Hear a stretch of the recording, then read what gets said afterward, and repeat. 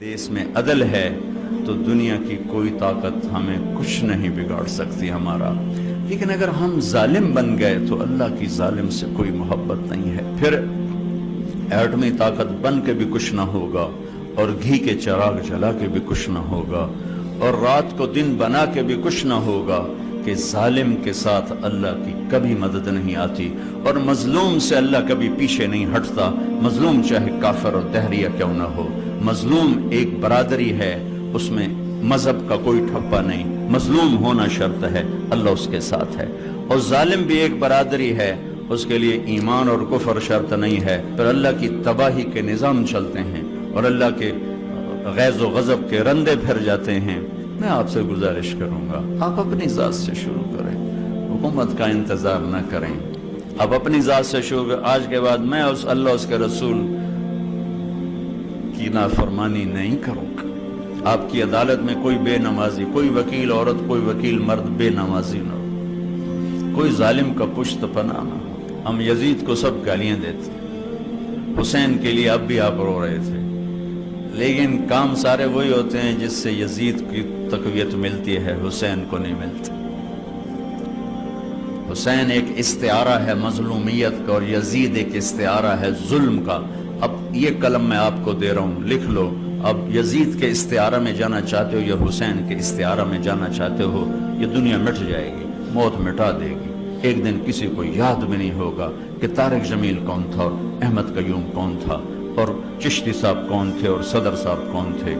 قبریں مٹی میں مٹی بنا دیتی ہیں. یہاں کی ہر عزت، دولت، شہرت کی آخر انتہا یہ چند مٹھی خاک کے سوا کچھ نہیں. جاؤ بادشاہوں کی قبروں پر دیکھو، کھود کے دیکھو، خاک کے سوا تمہیں کچھ نظر نہیں آئے گا. اجل ہی نے چھوڑا نہ کسرا نہ دارا، اسی سے سکندر صفات بہارا. ہر ایک لے کے کیا کیا نہ حسرت سے دھارا، پڑا رہ گیا سب یوں ہی ٹھاٹھ سارا. جگہ جی لگانے کی دنیا نہیں ہے، یہ عبرت کی جا ہے تماشا نہیں ہے. اب ہم سب مل کر توبہ کریں اور اپنی ذات سے شروع کریں کہ ہم سچائی کے ساتھی بنیں گے، نماز نہیں چھوڑیں گے، کسی کا حق نہیں ماریں گے، بچوں کو حلال کھلائیں گے. حرام کا لقمہ کبھی سرسبز نہیں ہوتا اور حلال کے لقمے پر کبھی خزاں نہیں آتی.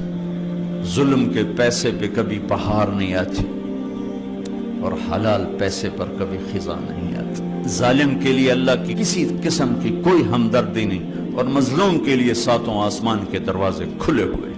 جو اپنے بچوں کو حلال کھلائے گا اس کے بچے نہال رہیں گے، آباد رہیں گے، خوشحال رہیں گے. جو اوروں کے منہ سے نوالا کھینچ کے کھلائے گا اب خود بھی تڑپے گا اور اس کی نسلیں بھی تڑپیں. تو میں آپ سب بھائی بہنوں سے گزارش کرتا ہوں کہ نئی زندگی شروع کریں. پچھلی پر توبہ کر لیں کہ ایک دیس بنے گا جہاں ماں کی عزت ہوگی، بیوی کا احترام ہوگا، بیٹی کی سر پہ چادر کو کوئی نہیں کھینچے گا. میرے تلمبا میں رنجیت سنگھ نے 1818 میں ملتان فتح کیا تو اس نے 3 بازار حسن بنائے، ایک ملتان میں، ایک کہروڑ پکا میں اور ایک تلمبا. تلمبا میرا ہوم ٹاؤن ہے، اس کے ساتھ ہی میرا گاؤں. تو ایک زمانے بعد خیال ہے کہ کسی کی بیٹیاں ہیں، پتہ نہیں کس مجبوری نے ان کو اس گھنگرو پہنائے ہیں.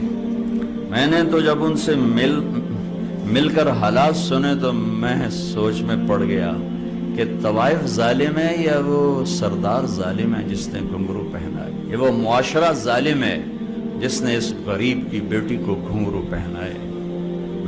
میرا تو کلیجہ پھٹ گیا. بات کی ہمارے ایک ساتھی نے کہ میری بیٹی ہو، ہم آپ پہ حضرت بی بی فاطمہ کی چادر چڑھانے آئے. کوئی تقریر ہے، ایک جملہ، ان بچیوں نے پھوٹ پھوٹ کے رونا شروع کر دیا. اوئے ہوئے پہاڑ پتھر پگھل رہے تھے ان کے آنسوں. یہ دیس بڑا پیارا ہمیں ملا تھا، جغرافیائی لحاظ سے بھی عجیب و غریب ہے، معدنیات سے بھی عجیب و غریب ہے اور انسانی صلاحیتوں کے لحاظ سے بھی عجیب و غریب ہے. ہم سب توبہ کریں، لوگوں کے حقوق سے نہ کھیلیں، لوگوں کے حقوق سے نہ کھیلیں. بڑا اوکھا معاملہ ہے، بڑی اوکھی عدالت. اللہ کی اپنی عدالت بڑی سوکھی ہے لیکن لوگوں کے حقوق کی عدالت بہت خوفناک ہے. اور آپ اسی عدالت میں ہر وقت سٹینڈ کر رہے ہیں، ہر وقت 30-35 سال اسی کے اندر کھڑے ہیں. اگر آپ کا قلم نہ بکا آپ کا ضمیر نہ بکھا، آپ کے ایمان پہ ظلم کا داغ نہ لگا، تو آپ سب اپنے وقت کے جنید بغدادی اور عبد القادر جیلانی اور یہ رابعہ بصری، لیکن اگر یہ بک گیا پھر بڑے گھاٹے کا سودا، بڑے گھاٹے کا سودا۔ بھائی ہم اس مبارک مہینے میں توبہ بھی کریں اللہ کی بارگاہ